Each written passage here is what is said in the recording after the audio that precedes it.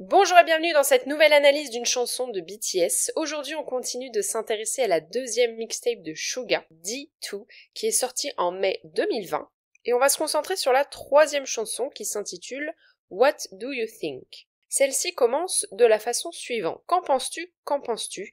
Peu importe ce que tu penses, je m'en fiche complètement. Dans ce premier paragraphe, on voit donc une référence au titre de la chanson avec la répétition de celui-ci dès le début. Il s'agit d'une question rhétorique, c'est-à-dire d'une fausse question qui n'attend pas de réponse et qui permet d'affirmer un point de vue. En effet, Suga y répond immédiatement, en mettant en avant son désintérêt de la réponse. Peu importe ce que tu penses, je m'en fiche complètement. C'est une façon pour lui de montrer que l'opinion des autres vis-à-vis de lui ne lui importe pas. La chanson continue avec un second paragraphe. Je suis désolée mais je me fiche complètement d'à quel point ta vie est médiocre, ou du fait que tu ne peux pas t'échapper du trou à rats après avoir échoué. Pensant que mon succès n'a rien à voir avec ton échec, tu es vraiment doué pour être dans l'illusion. Ton sens de l'humour est vraiment très bon, tu as merdé par ta faute, n'est-ce pas? Le bip qui écoute cette chanson deviendrait vraiment fou et s'évanouirait. Il n'y a pas de retour en arrière, je vais toujours tout droit, je suis global, alors je vole. Je ne me vante pas nécessairement, mais dans un avion affrété je vole, nous avons tout conquis un à un, comme nous l'avons toujours fait. Je me fous des petits grains de riz coincés, alors comme ils sont tombés de moi tout seul, allez tous vous faire foutre. Dans ce deuxième paragraphe, Suga s'adresse aux personnes qui le critiquent et plus spécifiquement aux autres artistes, en mettant en avant leur échec professionnel, comme on peut le voir avec la phrase « pensant que mon succès n'a rien à voir avec ton échec ». Tout ceci est mis en comparaison avec sa réussite professionnelle, qui est illustrée dans le paragraphe par une référence au succès international de BTS avec la phrase « je suis global ». Également, il est fait mention d'un avion affrété.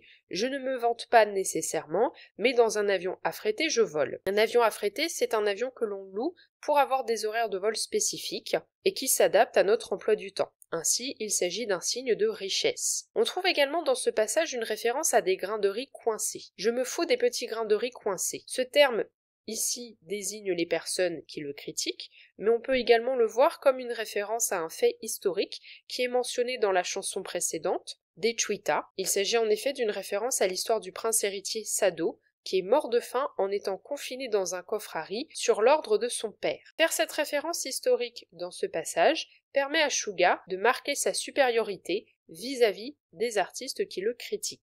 La chanson continue avec un troisième paragraphe. Qu'en penses-tu, qu'en penses-tu? Que penses-tu du fait d'être numéro 1 du classement Billboard? La prochaine fois le Grammy, qu'en penses-tu? Peu importe ce que tu penses, je suis désolée mais je m'en fous complètement. On retrouve ici comme pour le premier paragraphe de la chanson une répétition du titre avec de nouveau cette question rhétorique, donc une question qui n'appelle pas de réponse.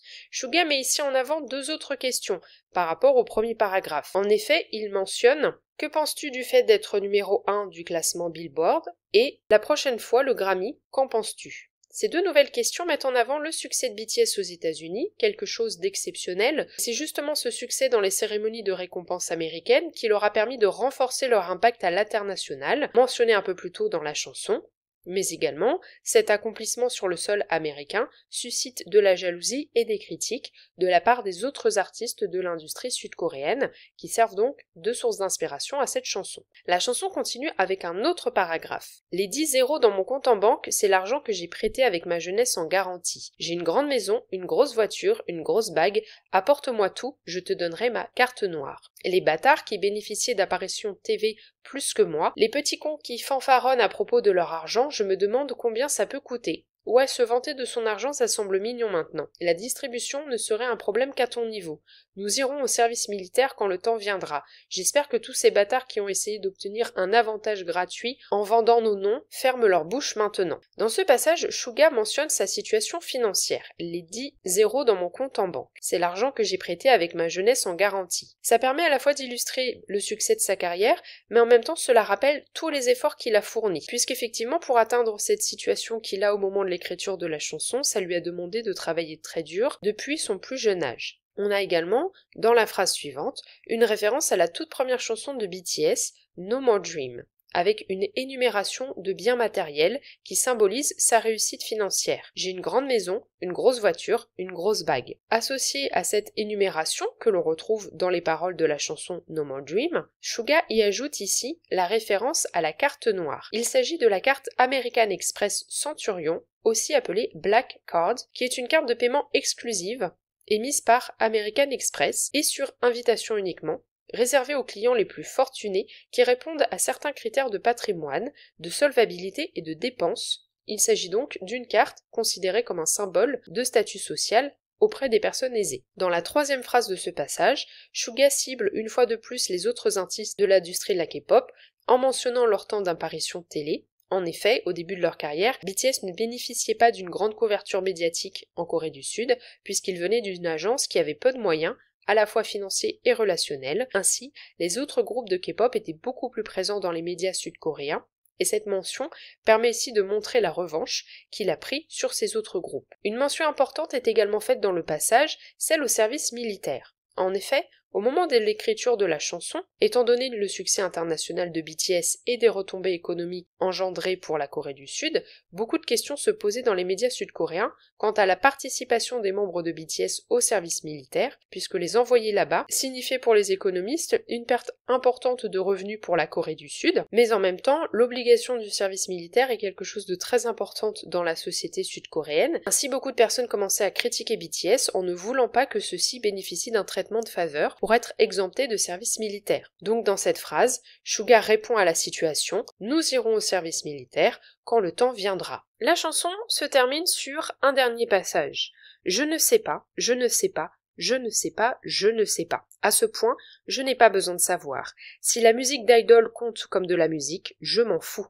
Même si c'est mon dernier cadeau, c'est aussi un luxe pour vous. Plus haut, encore plus haut, si haut que vous ne pouvez me voir. On a ici la répétition de la phrase « je ne sais pas ». Elle sert finalement de réponse à toutes ces opinions qui sont émises envers Suga et BTS.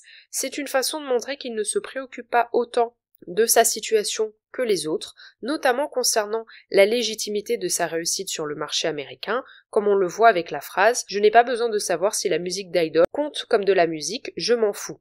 Effectivement, avec cette réussite dans les cérémonies de récompense américaines, BTS a suscité la question de savoir si on pouvait considérer l'industrie de la K-pop et la musique de BTS par extension comme de la vraie musique, puisque l'industrie de la K-pop est très différente de l'industrie occidentale. Ici, Suga répond en mettant en avant le fait qu'il se désintéresse de ce genre de questions puisqu'il est concentré sur toute autre chose, et la dernière phrase de sa chanson marque une idée d'élévation qui le met complètement en distance avec toutes ces opinions qui sont émises. Plus haut, encore plus haut, si haut que vous ne pouvez me voir. En conclusion, What Do You Think est une chanson qui se concentre sur tous les débats médiatiques et les opinions proférées à l'encontre de BTS, suite à leur percée sur le marché américain, grâce au fait qu'ils aient gagné des récompenses dans les cérémonies musicales aux États-Unis. On voit que cette situation est une revanche sur la vie pour Suga, notamment vis-à-vis des autres artistes de l'industrie de la K-pop, qui partaient au départ avec beaucoup plus de privilèges que lui, puisqu'ils étaient issus d'agences plus importantes, et au final, on voit le dépassement de carrière grâce aux accomplissements de BTS. On a également le revers de la médaille, avec toutes ces questions qui sont soulevées dans les médias par rapport au groupe, notamment sur la légitimité de leur musique. Ça, c'est plutôt du côté des médias internationaux, et dans les médias sud-coréens, c'est surtout la question du service militaire. Ainsi, à travers la chanson, on voit que Suga a conscience de tout ce qui est dit sur lui et le groupe, mais sa réponse est celle du détachement vis-à-vis de tout cela, puisqu'il est concentré sur sa musique. J'espère que cette analyse vous aura plu. N'hésitez pas à me dire ce que vous en avez pensé en commentaire. Est-ce que vous connaissiez cette chanson et si oui, qu'est-ce que vous en pensez? Si vous avez aimé le podcast, n'hésitez pas à laisser un pouce bleu et à vous abonner si ce n'est pas encore le cas. Vous pouvez également le partager aux personnes qui s'intéressent à BTS et à la K-pop. On se retrouve lundi prochain à 18h pour continuer la série d'analyses des chansons de cette deuxième mixtape de Suga.